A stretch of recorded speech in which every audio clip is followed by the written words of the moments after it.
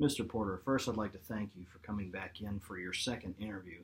The field is narrowed for this position, and you were one of the top three candidates. While you're here, we'd like to ask you some questions to get more in depth as to your experience. Are you ready for the interview?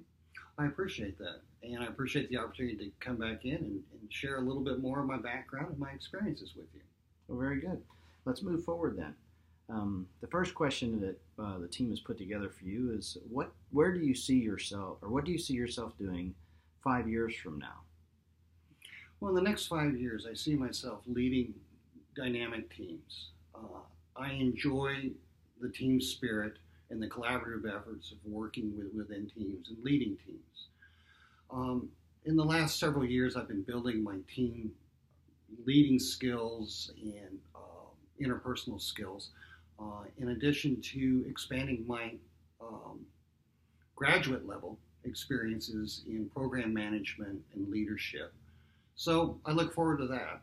And the next 5 years looks like a solid position, if so awarded with you, would be great, as a growth opportunity to expand myself and help you with your products and services that you're providing here with your company. Well, that was a very strong response. Can you tell me, where do you see yourself 10 years from now?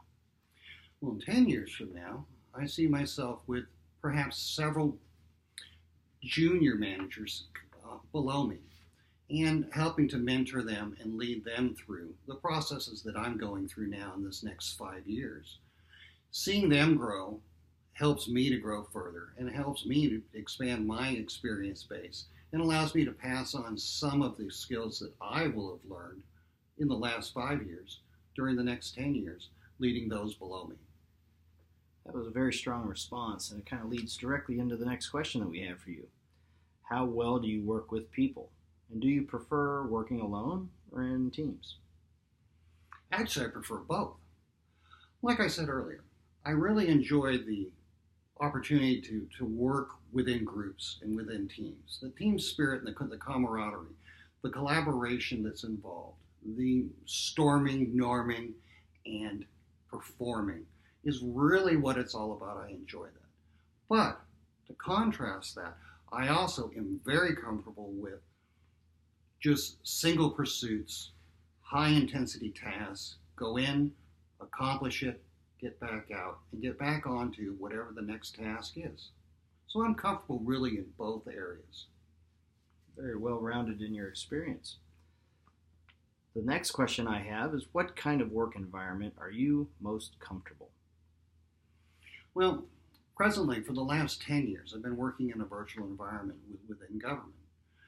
What that really means for somebody like yourself in industry here, I've been traveling anywhere from 2 to 2.5 weeks a month for the last 18 months throughout the country, doing software design and development work, working with collaborative groups to manage design groups, as well as programs, engineers, and program managers, to bring forward the product of the safety assurance system, which is an oversight system that the FAA uses to plan and guide activities of aviation safety inspectors in order for them to analyze risk, record findings, and plan follow-up surveillance to ensure the public safety.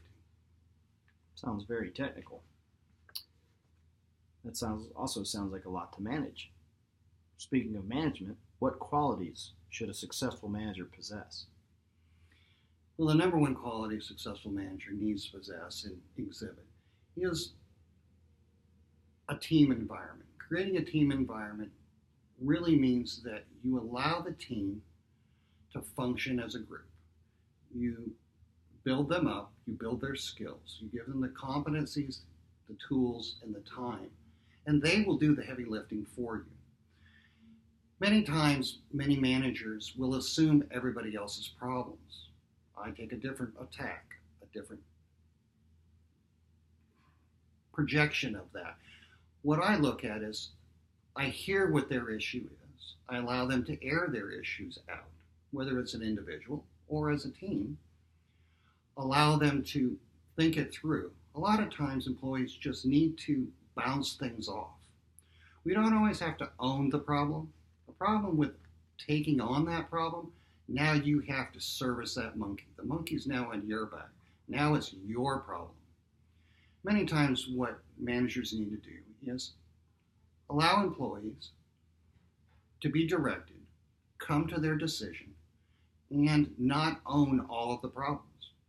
That's not to say managers do need to step up and be decisive, be able to rule, make decisions, and move forward. Those times when you have to be in that authoritarian role are few and far between. Many times it's just a relationship. Yes, I'm in charge. Yes, I'm responsible. But the responsibility is to see that the team is working, the work is being produced, and we have a collaborative, cohesive, and well-vetted product when we deliver it. That way our senior leadership is going to be happy with us, and we all win. That was very well stated. At this time, I'm going to take your answers and present them to the team. But again, I want to thank you for coming back in for the second interview. And of course, the team has to make the final decision, but I have a real high level of confidence that we'll be talking in the near future. Well, again, thank you for the opportunity to come in and share a little bit more time with you and give you the opportunity to learn a little bit more about me and to dive in a little bit deeper, it seems. So thank you for having me back in, and I look forward to hearing from you soon. Thank you very much.